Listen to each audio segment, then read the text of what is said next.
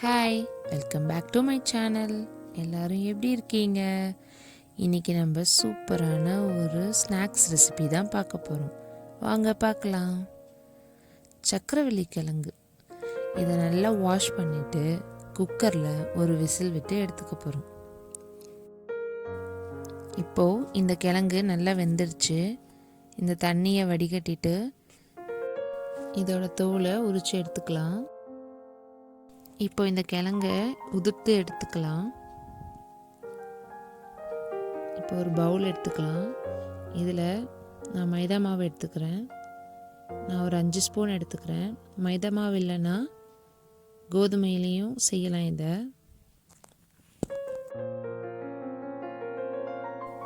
இப்போ நம்ம எடுத்து வச்சுருக்க கிழங்கு இதில் ஆட் பண்ணிக்கலாம்.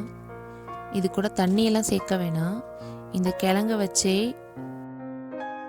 இந்த மைதா மாவு கூட நல்லா பிசைஞ்சு எடுத்துக்கலாம்.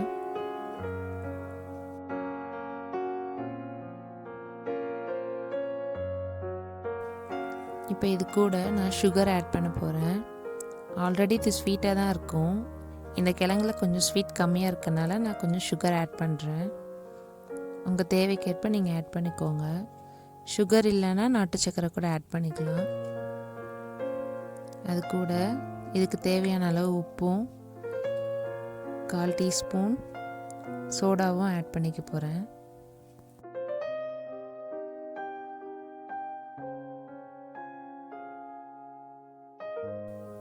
இப்போது இதை நல்லா பிசைஞ்சு எடுத்துக்கலாம். நல்லா சாஃப்டான சப்பாத்தி மாவு பதத்துக்கு எடுத்துக்கலாம்.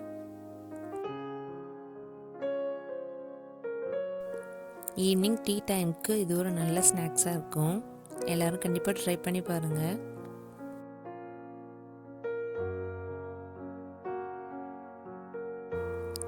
அந்த மாவு வெளியே தெரியாத அளவுக்கு நல்லா பிசைஞ்சு எடுத்துக்கணும். உங்களுக்கு எக்ஸ்ட்ரா மாவு தேவைப்பட்டுச்சுன்னா நீங்கள் ஆட் பண்ணிக்கலாம்.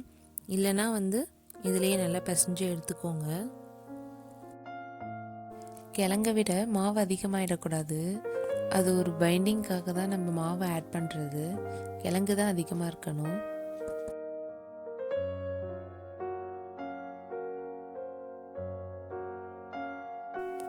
இப்போ நம்ம மாவு நல்லா பிசைஞ்சாச்சு. இந்த மாதிரி வெளியே அந்த மாவு தெரியாத அளவுக்கு பிசைஞ்சு எடுத்துக்கணும். இப்போ இதை சின்ன சின்னதாக பால் பண்ணிக்கலாம். இப்போ பால் பண்ணியாச்சு. இதை தட்டி இப்போ எண்ணெயில் போட்டு எடுத்துடலாம்.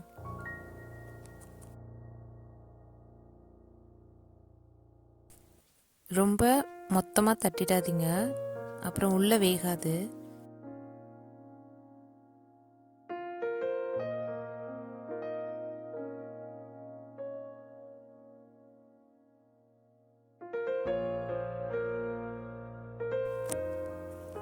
இந்த அளவுக்கு தட்டி எடுத்துக்கிட்டால் போதும்.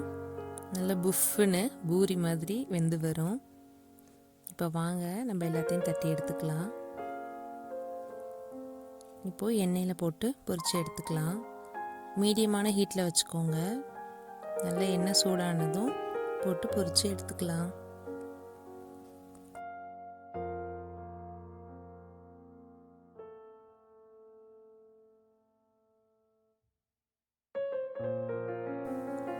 எல்லாத்தையும் போட்டதுக்கப்புறம் ஒரு தடவை திருப்பி விட்டுடுங்க.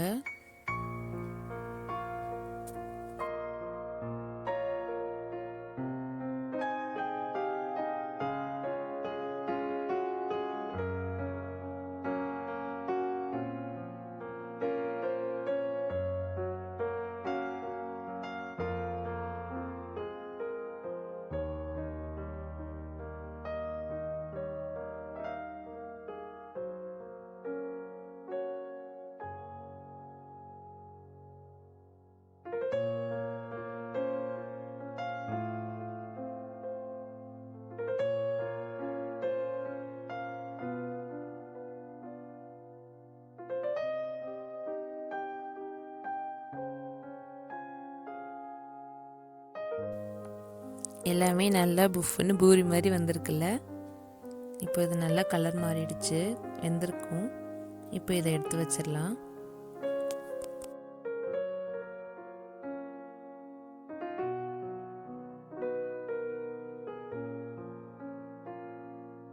இப்போ மீதி தட்டி வச்சுருக்கிறதெல்லாம் போட்டு எடுத்துடலாம்.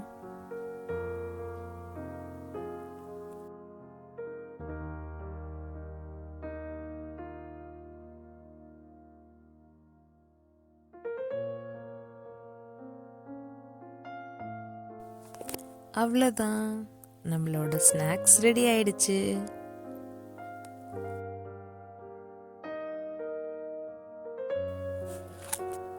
பாருங்க எவ்வளோ சாஃப்டாக இருக்குது. கண்டிப்பாக வீட்டில் எல்லோரும் செஞ்சு பாருங்கள். செஞ்சு பார்த்துட்டு எப்படி இருந்துச்சுன்னு கமெண்ட் பாக்ஸில் கமெண்ட் பண்ணுங்கள். Tata, bye bye.